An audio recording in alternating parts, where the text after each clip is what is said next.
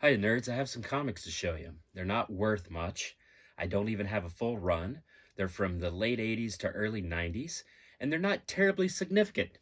So, if that's not a sales pitch, I don't know what is. But if you want to stick around and see what I'm talking about, I'll show you some covers of some neat Marvel Comics annuals.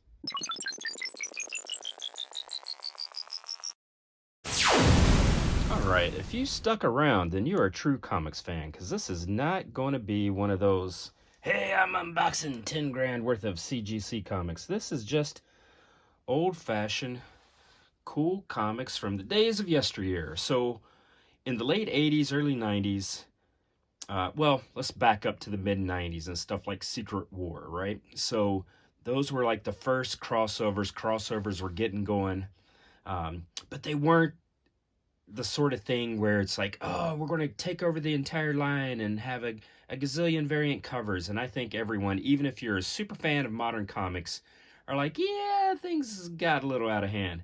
This was before things got out of hand, and they were pretty fun. So Marvel would have crossovers that would cover the annuals of popular titles. And so these would be crossovers that would be, 4 or 5 issues, all covered in annuals. You could easily pick them up if you were a comic reader. If you were a kid, you could easily pick them up and read and have a complete story without a ton of tie-ins. Now, obviously, there were some big crossovers with tie-ins at that time, Inferno, that sort of thing.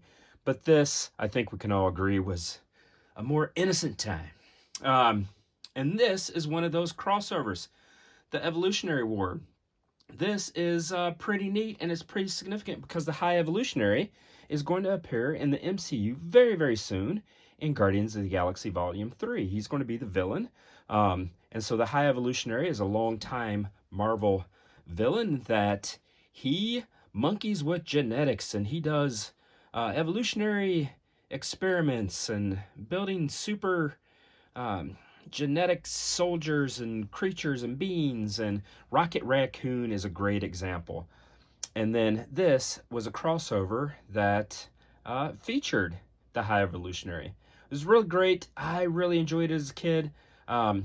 What's great about these are they are super easy to collect if you want to. So because they're kind of self-contained, just go online and search up some of these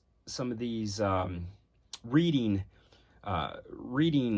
sites, reading order, and they will tell you, like, hey, here's the ones you have to collect. You can get these in dollar bins. Well, not for $1, but like $2-3 per issue. So they're really fun to collect, and they feature some of the most popular titles.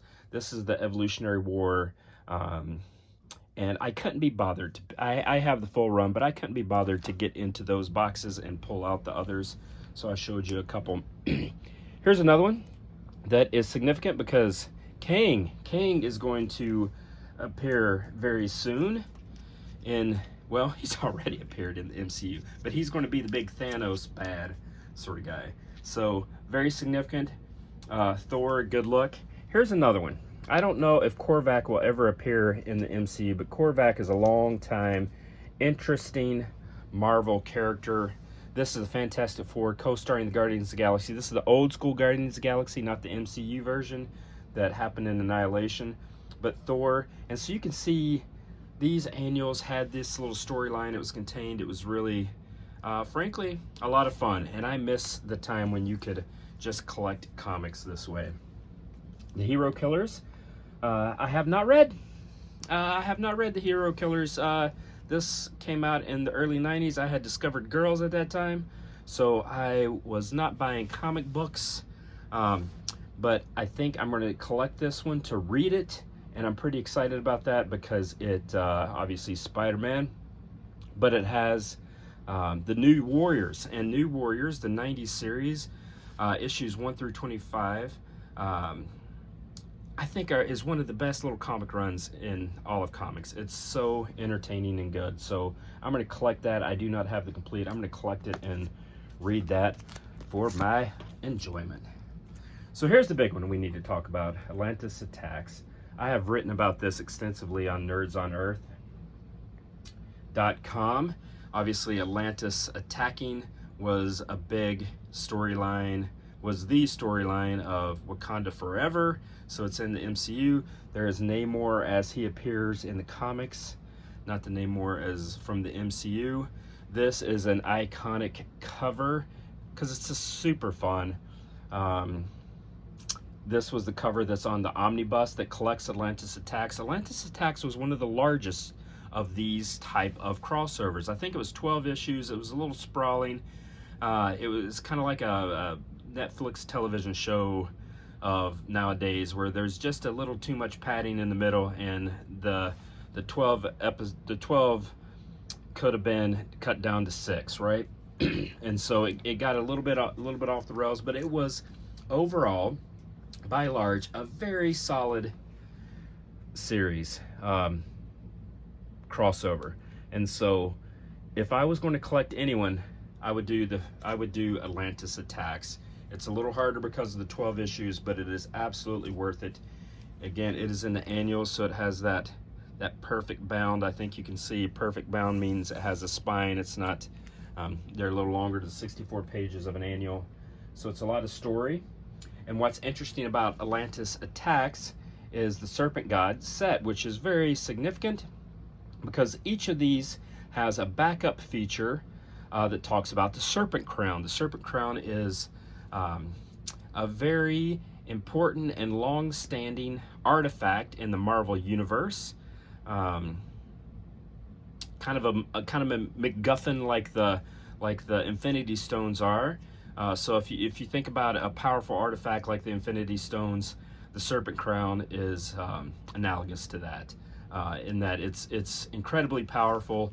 When a wearer has the Serpent Crown, they kind of go mad and power hungry, and each of these comics, all 12 volumes, have a little backup 4 to 5 page story that tells the history of the Serpent Crown, which features in this thing. So again, if you're going to collect any of them, I would go first with Atlantis Attacks, even though it might be the hardest ones. And then after that, I would go to probably Evolutionary War. And sadly, I have not read Hero Killers, shame on me. But these were a fun little era in comic history. It was the time when annuals were a thing and having contained crossovers were a thing. And they're fun to collect even today. And the stories, by and large, hold up. And we're seeing them come to fruition in the MCU, which is pretty exciting.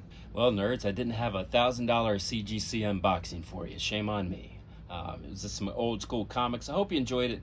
I have a ton more comics to show you, so if you want to subscribe and follow along, that'd be great.